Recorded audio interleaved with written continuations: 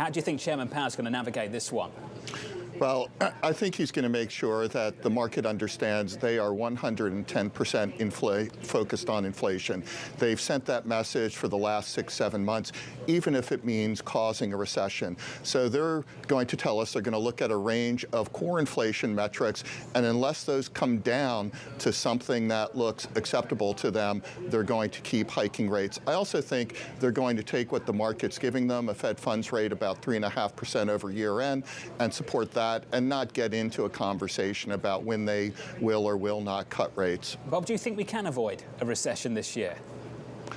I think they can avoid it this year, and I think what you're seeing in the earnings reports, you look at some of the big tech companies, they're coming in with rather pleasant forecasts, and you look at anything in travel and leisure, and they're blowing out the expectations, and it's still a pretty tight labor market.